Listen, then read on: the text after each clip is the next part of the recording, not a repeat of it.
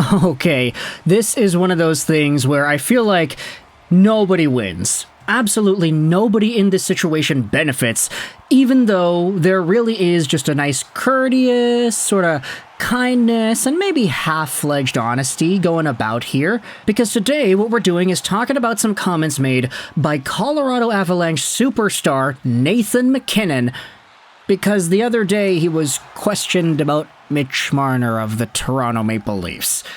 Now, the thing is, there's a very good reason as to why Mac Daddy was asked about Mitch Daddy, and there's context behind it too.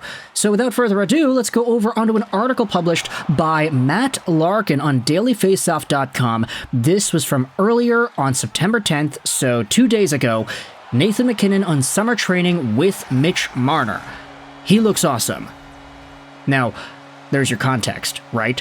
Mac Daddy, Mitch Daddy, they're training together, and with the interview process getting conducted, obviously the folks who cover the sport are going to ask MacKinnon about Mitch Marner, about his practice mate, about that practice mate's talent, and everything in between. So I'll leave a link in the description if you want to go ahead and read this article yourself, but full disclosure, this is an article written from the Maple Leafs POV.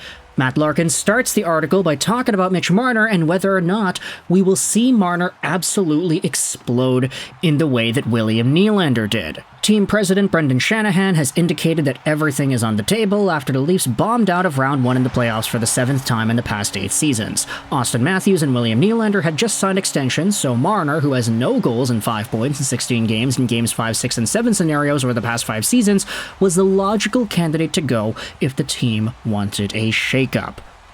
But whether the Maple Leafs actually came close to moving Marner or not, it appears he's poised to open this coming season in a blue and white jersey and play out the final year of his deal without a contract for 24-25.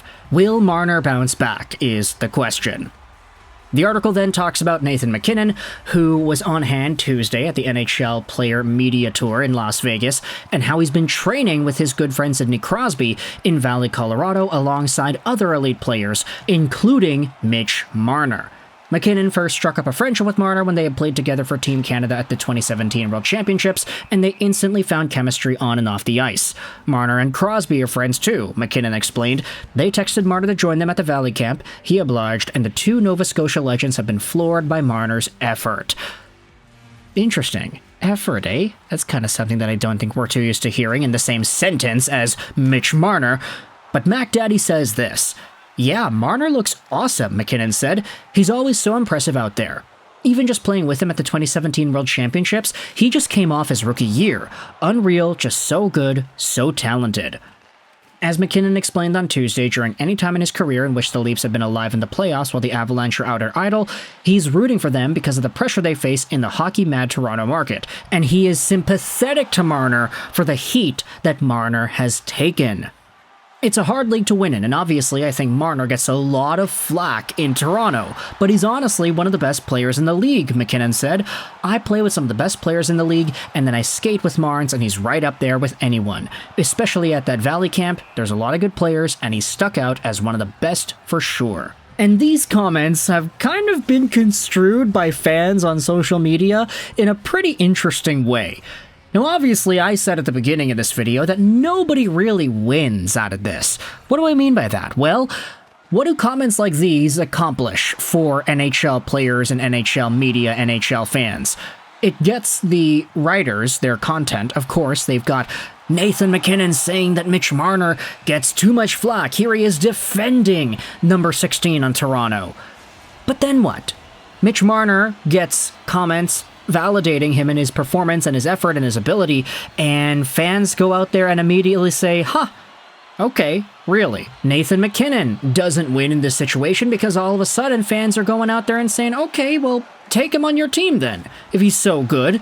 The reason I'm saying this is because this Marner-MacKinnon defense quote has been posted on different parts of social media. There was an article written about it on the Leafs Nation, and you can see the replies in this comment section. Nathan MacKinnon defends Mitch Marner after training. I think Marner gets a lot of flack in Toronto. Yeah, we'll take Rantanen for him. Marner does get a lot of flack in Toronto.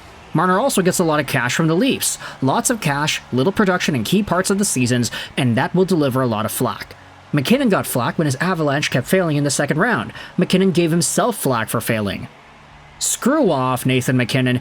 Marner deserves every letter of it. Overpaid, disappearing act in the playoffs, idiotic with the media, yada yada yada. My question is, why the heck would anyone ask a player a question like, do you think Mitch Marner gets criticized in Toronto a bit too much? Of course any player would give the exact same answer as Nathan MacKinnon did.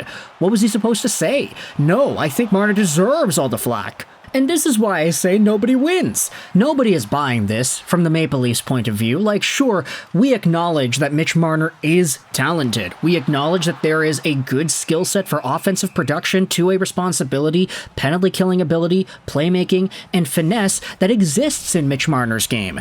It's just, the reason he gets all this flack in the first place is because that always seems to disappear when they need it the most. When these games get super important and when the Maple Leafs are having their backs against the wall in these playoff situations. That is when Marner disappears. That is when Marner throws the puck over the glass in key opportune times. That is when Marner is ineffective. And that is when Marner fails, in all respect, to live up to the contract that he has been given. So for Nathan MacKinnon to go out there and have this commentary because the media was asking questions about him, just saying, yeah, I think Marner gets a lot of flack in Toronto. I think he's really good and he maybe doesn't even deserve the hate that he gets.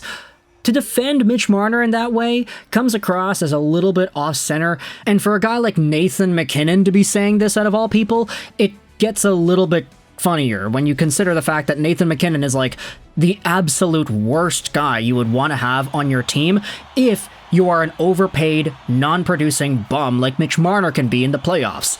Nathan MacKinnon is like one of the epitomes of discipline in the NHL. The standards that he holds for himself when it comes to his diet, when it comes to what he puts in his body, when it comes to how highly he holds his teammates and the standards he has for them.